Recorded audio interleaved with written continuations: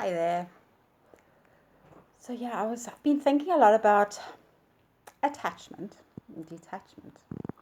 Um, as I've mentioned previously, with me not being where I used to be in my home and things like that, and my realization of my attachment to the material things has been a humbling lesson for me, and I'm getting there with that.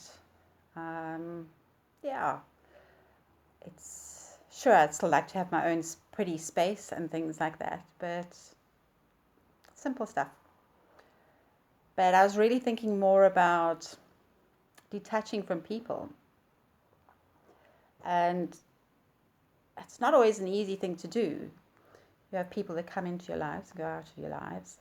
Um, and some people are good for you, and some people not so much. And I'm learning to detach and set boundaries, which has been hard and good. Um, Feels very empowering when you do set those boundaries. Um, and you detach yourself from certain people that you know are not good for where you are at that time. And yeah, but then there are also times when people come into your life who at that time are really, really special to you. Um, Sometimes I think it becomes a habit. That's why it's so hard to detach, if I'm making sense. Um, yeah, like for instance, me being in a relationship for 24 years. I mean, that's a hard one to detach. I'm happy to say that we are in a good place now, at least. Um, but I have detached, and that is good for me and good for him too, because we're not healthy for each other. And then you meet people that come in your life later, at a later stage, um, who, yeah, I think what's happened is I have become more aware of certain connections with people. There's been people that I've connected really deeply with, but at the same time had to realize that they're going through their stuff, um, their journey. So I have had to detach, possibly for myself too, because they're not in the right place in their journey, but for them. And that's a really rough one, um, especially when you feel a very deep connection to a person. And when you're in rehab, you meet people, you become a family in rehab.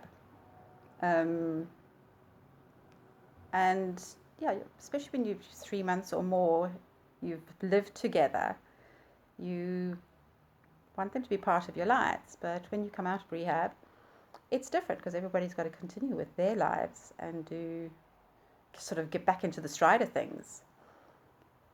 And it's a hard one sometimes. Well, yeah, I've had an experience that's been very hard, but I get it.